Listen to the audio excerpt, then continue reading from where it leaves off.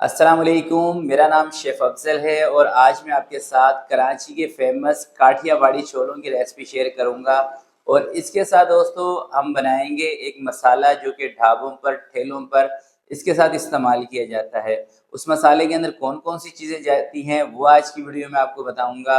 और इसको थिक करने के लिए आम तौर पर आपने देखा होगा कि कॉर्नफ्लोर का इस्तेमाल किया जाता है, मगर उसके साथ एक और सीक्रेट चीज़ होती है, उसके बारे में भी आपको बताऊँगा इंशाअल्लाह। और जब भी आप मेरी इस रेसिपी के मुताबिक काठियावाड़ी छोले बनाएँगे, तो मुझे पूरा यकीन है कि आपका दिल खुश हो जाएगा। बस आपसे गुज़ारिश मैं एक ही करूँगा कि जब भी दोस्तों आप इस रेसिपी को ट्राई करें, इसी तरीके से बनाइएगा जैसे मैं आपको बता रहा हूँ, उतने ही मसालों का इस्तेमाल कीजिएगा, जितने मसाले मैं इस वीडियो के अंदर आपको बताऊँगा। तो इंशाअल्लाह चीज़ आपकी ऐसी बनेगी कि आपके दिल से दुआएँ निकलेंगी।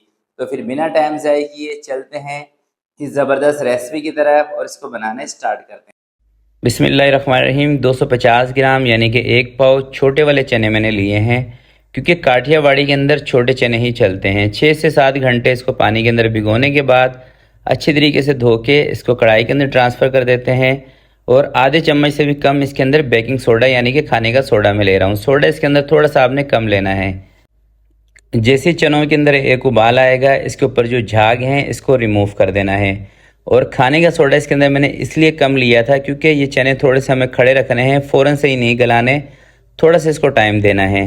तो अब इसको हल्की आंच पे छोड़ देते हैं और चलते हैं अगले स्टेप की तरफ। तो अब दोस्तों इसका मैं बना रहा हूँ मसाला, जिसके लिए गोल मिर्चें मैंने ली हैं, ज़ीरा लिया है, सूखा धनिया लिया है और ज़रा सी इजवाइन का इस्तेमाल आपने लाजमी करना है। और लहसुन का पाउडर 1 से 2 मिनट के लिए हल्की आंच पे इसको थोड़ा सा ड्राई रोस्ट कर लेना है मसालों को। 1 से 2 मिनट ड्राई रोस्ट करने के बाद इसको आपने ग्राइंडर जार में डाल के पीस लेना है। और 1 से 2 चुटकी इसके अंदर टाटरी का इस्तेमाल आपने करना है। 1 चम्मच काले नमक का। टाटरी अगर आपके पास ना हो तो फिर आप इसके अंदर लेमन पाउडर का इस्तेमाल कर सकते हैं, आधा चम्मच। तो ये देखें ज़बरदस्त खुशबूदार मसाला तैयार है। तो दूसरी साइड पे दोस्तों कोई 15 से 20 मिनट लगाने के बाद चने जो है ना, ये हमारे 80% के करीब गल चुके हैं। 80% के करीब आपने गलाना है चनों को, 70 से लेकर 80% तक। अब इसके अंदर क्या शामिल करेंगे, 2 चम्मच इमली के, जो इसको मैंने पानी के अंदर भिगो के रखा हुआ था। 1 चम्मच लाल मिर्चों का पाउडर इसमें मैं शामिल कर रहा हूँ। नमक आधा चम्मच शामिल कर रहा हूँ। ज़ीरा पाउडर आधा बड़ा चम्मच शामिल कर रहा हूँ। हल्दी आधे चम्मच से कम। और अदरक और लहसुन का पेस्ट 1 चम्मच।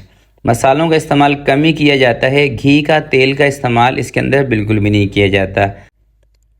और बाज़ार वाला, ढाबे वाला कलर देने के लिए थोड़ा सा इसके अंदर ज़र्दा कलर आपने शामिल करना है। वैसे कलर ऑप्शनल है, आप चाहें तो कलर को स्किप भी कर सकते हैं अगर आप घर के लिए बना रहे हो तो। 1 गिलास इसके अंदर मैंने पानी ऐड कर दिया है। अब 10 से 12 मिनट तक इसको हल्की आंच पे पकने देंगे, ताकि दोस्तों जो मिर्चों का कच्चापन है ना वो दूर हो जाए, क्योंकि इसके अंदर मसाला भूनते नहीं है, सिर्फ मिर्चें चनों के साथ ही पकेंगी। ठीक है, इसलिए हल्की आंच पे 10 से 12 मिनट के लिए मैं इसको छोड़ रहा हूँ। 10 से 12 मिनट जब आप इसको हल्की आंच पे रखेंगे तो इस दौरान चने आपके थोड़े से और सेट हो जाएंगे। और ये दोस्तों मैंने लिया है कॉर्नफ्लोर और दूसरा है मूंग दाल का आटा।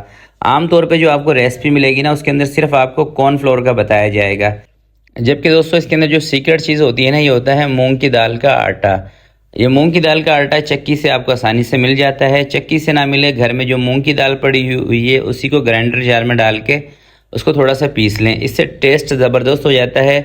खाली कॉर्नफ्लोर से भी अच्छे बनते हैं, मगर मूंग की दाल के आटे से रिज़ल्ट आपको और बेहतर मिलेगा। नमक इसके अंदर मुझे कम लग रहा था, तो थोड़ा सा नमक इसमें मैंने और शामिल कर दिया है। और मूंग की दाल का आटा और कॉर्नफ्लोर इसमें ऐड करने के बाद आपने 5 से 7 मिनट तक इसको लाजमी पकाना है। 5 से 7 मिनट तक पकाएंगे तो इसका कॉर्नफ्लोर का और आटे का कच्चापन इसमें से ख़त्म हो जाएगा और इस कंडीशन में ये आ जाएंगे। अब इसका चूल्हा मैंने बंद कर दिया है और ये देखें, लुक देखें माशाल्लाह से कितना ज़बरदस्त है।